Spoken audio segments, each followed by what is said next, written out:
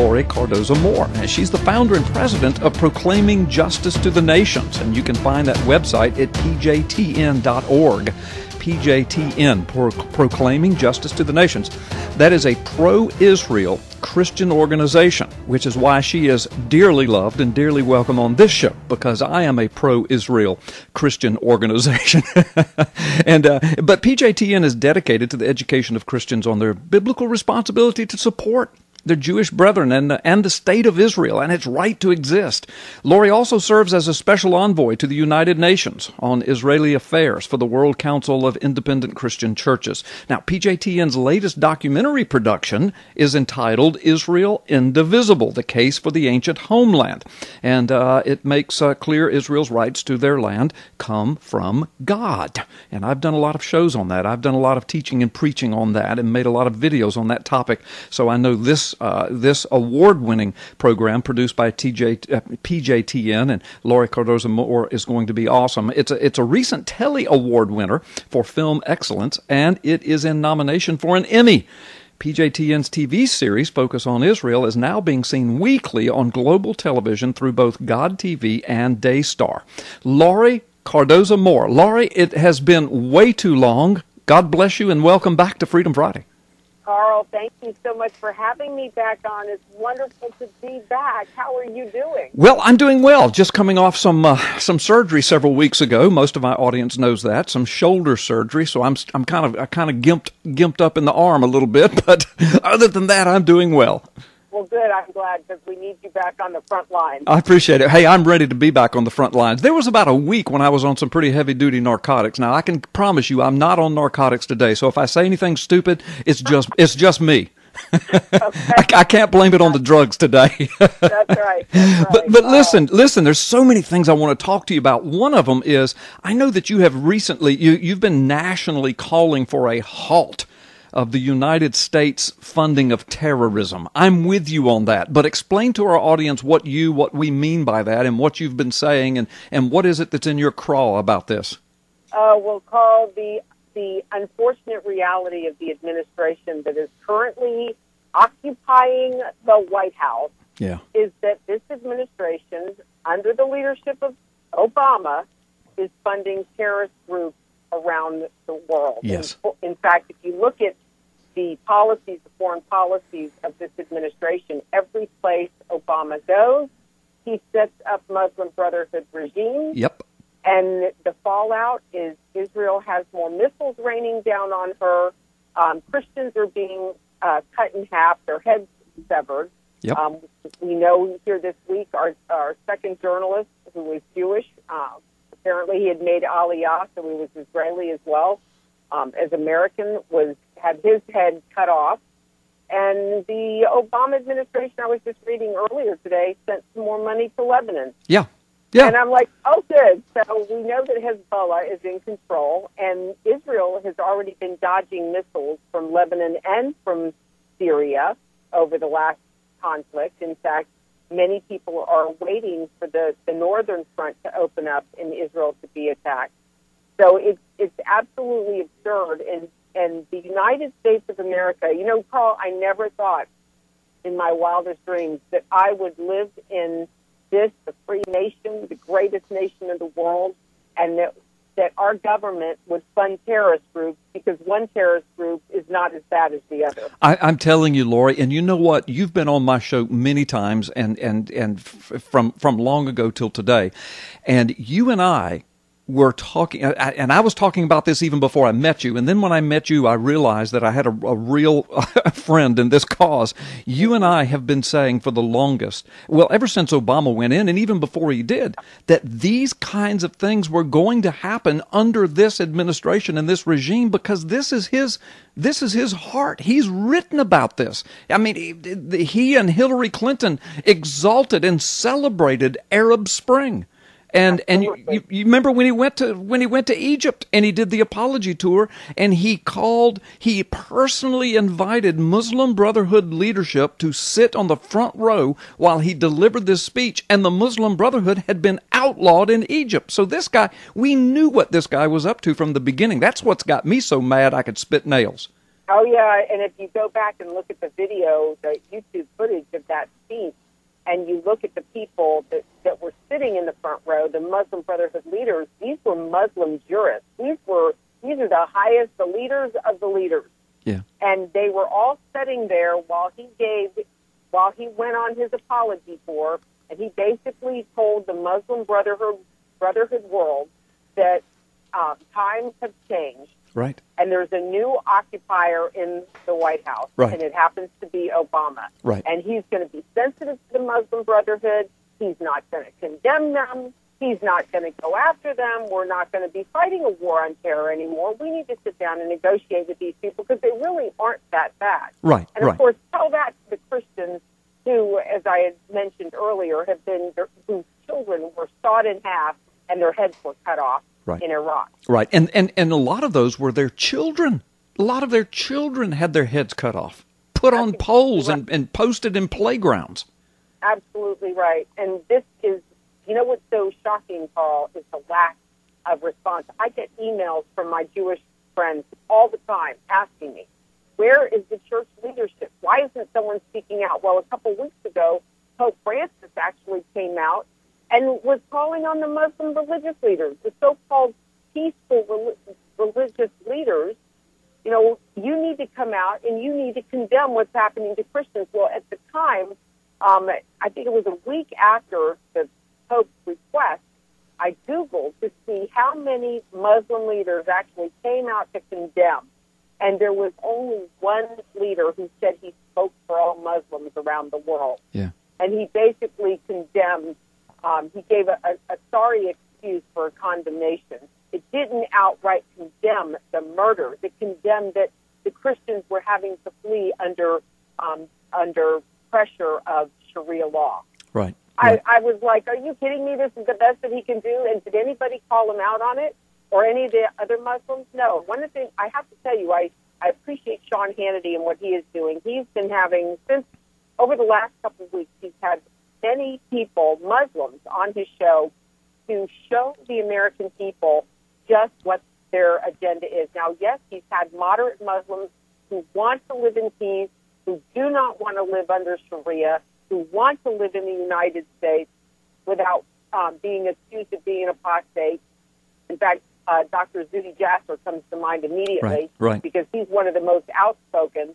But Sean has been trying to bring this to the attention of the American people. We've got to understand that our nation has been radically transformed. Right. This president set out to change the country. He told us what he was going to do, and he's doing it. Right. And unfortunately, we've got terror cells. We're under high alert. We've got a former Lieutenant General Thomas McInerney, a couple weeks ago, calling the administration to bring us up to DEFCON 1, the highest level of a possible terrorist attack that we could possibly be at. Right. And Obama just flips about the country, going from from golf course to golf course, vacation to vacation. He's unconcerned, and while he's doing this, we have groups like ISIS in the United States.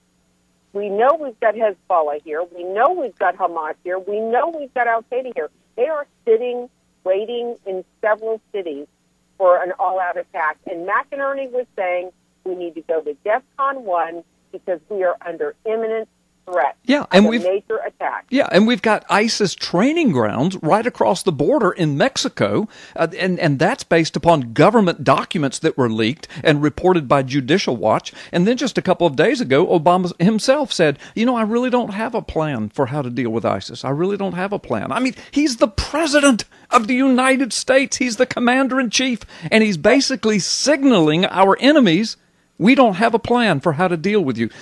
Lori, listen, we've got to take a break. When we come back, I'm going to let you weigh in on that because I just threw that out there. But I'm telling you, Lori, I've been saying for years, I think Obama's not nearly as stupid as he looks. I think a lot of this he's doing with an agenda. I'll let you agree or disagree with that when we come back. Okay, Lori?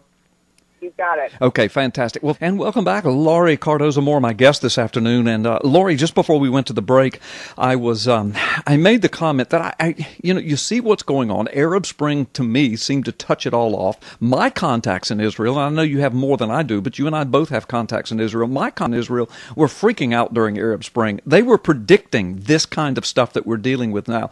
They said if this isn't gotten hold of, they were talking about Arab Spring several years ago. They said these things are going to happen. And they basically called what's happening now. And so I've been crying this for several years. Folks, if we don't get a grip on it, here's what's going to happen. Well, here we are. Now the question is Obama really this stupid, or is he doing this on purpose? I mean, we've got ISIS training cells across our borders. At the same time, Obama telegraphs to the world, we don't have a plan for ISIS. At the same time, hundreds of thousands of people, most of them Christians in the Middle East, are being killed and or pursued by ISIS. At the same time, the Middle East is going to hell in a handbasket, and journalists' heads are being cut off. I think the man has got an agenda. I think a lot of this is being done on purpose. What say you? I absolutely agree with you, Carl. His involvement in Arab Spring, if we look at what he did in Tunisia and then in Libya with Gaddafi and then in Egypt. And in Egypt, if you remember, there were Egyptians that were holding up placards that said, America, your president is supporting terrorists, the Muslim Brotherhood terrorist groups. And I thought, you know what? Does America even have a clue? Yeah. Are we just so enamored with our Dancing with the Stars and our reality TV shows that we're not tuning in what's happening? I was driving home from picking my kids up from school the other day.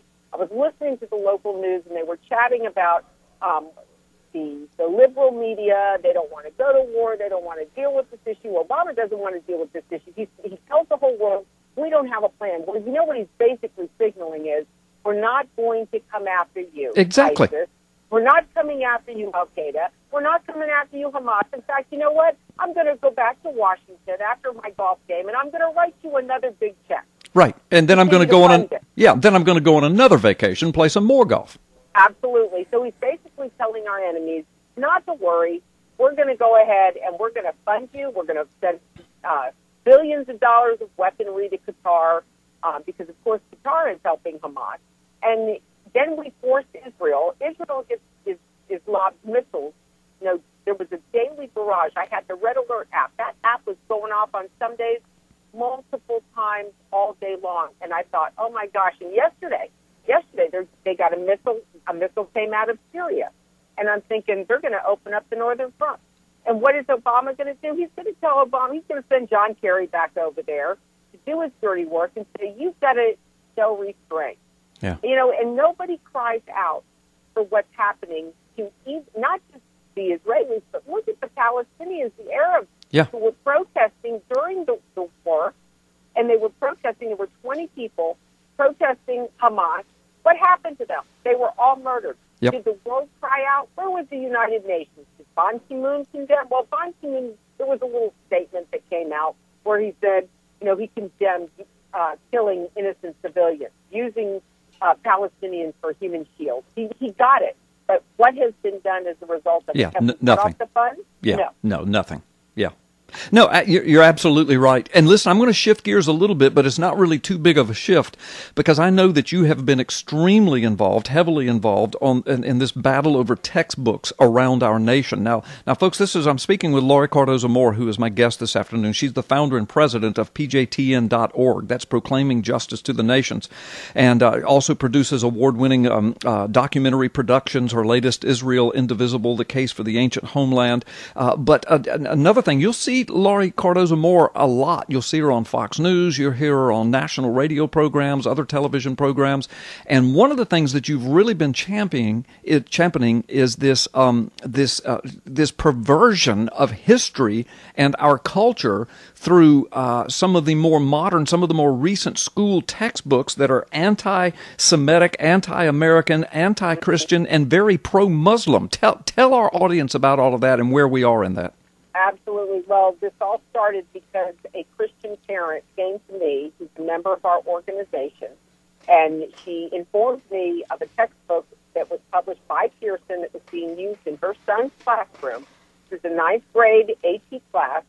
The textbook is a human geography textbook, and there was a quote in the textbook that basically legitimized Palestinian suicide bombers blowing up Israeli teenagers in a Jerusalem restaurant because they were waging a war against Israeli government policies and army actions. Well, we know that story. That story was the 2001 Sparrow Pizzeria bombing. Right. And there was no picture. If you open up the textbook, it was on page 260. You open up the textbook, and here's this quote. There's no picture to give the children an illustration, which I find interesting, especially because we live in such a media-driven culture, and our children are so focused on media images.